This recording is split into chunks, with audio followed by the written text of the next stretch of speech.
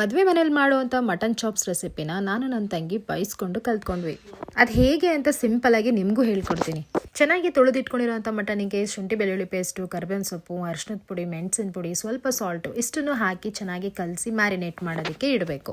1 hour ಆದಮೇಲೆ ಅದೇ mutton ಸ್ವಲ್ಪ ಎಣ್ಣೆ ಹಾಕಿ ನೀಟಾಗಿ ಫ್ರೈ ಮಾಡಿ ಸ್ವಲ್ಪ ನೀರು ಹಾಕಿ ಬೇಯಿಸ್ಕೊಬೇಕು. 4 ರಿಂದ 5 ಕೂಗು ಮಟನ್ನ ಚೆನ್ನಾಗಿ ಕೂಗಿಸ್ಕೊಂಡಿದ್ದಾದ್ಮೇಲೆ ಸೆಪ್ರೇಟಾಗಿ ಒಂದು ಒಗ್ಗರಣೆ ಹಾಕೋಬೇಕು. ಇಲ್ಲಿ ನಾನು ದಪ್ಪದಾಗಿರುವಂಥ ಈರುಳ್ಳಿ, ಕರ್ಬೇವಿನ ಸೊಪ್ಪು, ಟೊಮ್ಯಾಟೊ ಹಾಗೆ ಶುಂಠಿ ಬೆಳ್ಳುಳ್ಳಿ ಪೇಸ್ಟ್ ಕೂಡ ಹಾಕಿ ಚೆನ್ನಾಗಿ ಫ್ರೈ ಮಾಡ್ಕೊಬೇಕು. ಸೊ ನಾವೇನು ಫ್ರೈ ಮಾಡಿರ್ತೀವಿ ಅದು ಬೇಯಿಸ್ಕೊಂಡಿದ್ದಂಥ ಮಟನ್ನ ಹಾಕಿ ಚೆನ್ನಾಗಿ ಬೇಯಿಸಿದ್ರೆ ಆಯಿತು. ಸೊ ನಮಗೆ ಈ ಮಟನ್ ಸ್ಪೆಷಲ್ ಚಾಪ್ಸ್ ರೆಡಿ ಆಗುತ್ತೆ. ಸೊ ತಿನ್ನೋದಕ್ಕಂತೂ ತುಂಬಾ ಟೇಸ್ಟಿ ಆಗಿತ್ತು. ಸೊ ನೀವು ಕೂಡ ಮಿಸ್ ಮಾಡದೆ ಒಂದ್ಸತಿ ಟ್ರೈ ಮಾಡಿ. ಮತ್ತೆ ನೀವು ಇದನ್ನೇ ಮಾಡ್ತೀರಾ ಅಂತಲೇ ಹೇಳ್ತೀನಿ. ಹಾಗೆ ಈ ರೆಸಿಪಿ ಲಾಂಗ್ ವಿಡಿಯೋನ ನಾನು ಯೂಟ್ಯೂಬ್ನಲ್ಲಿ ಕೂಡ ಅಪ್ಲೋಡ್ ಮಾಡಿರ್ತೀನಿ. ಮಿಸ್ ಮಾಡದೆ ಒಂದ್ಸತಿ ಚೆಕ್ ಮಾಡಿ. ಸೊ ತುಂಬಾ ಟೇಸ್ಟಿಯಾಗಿರುತ್ತೆ. ಒಂದ್ಸತಿ ಮನೆಯಲ್ಲಿ ಟ್ರೈ ಮಾಡಿ ನೋಡಿ.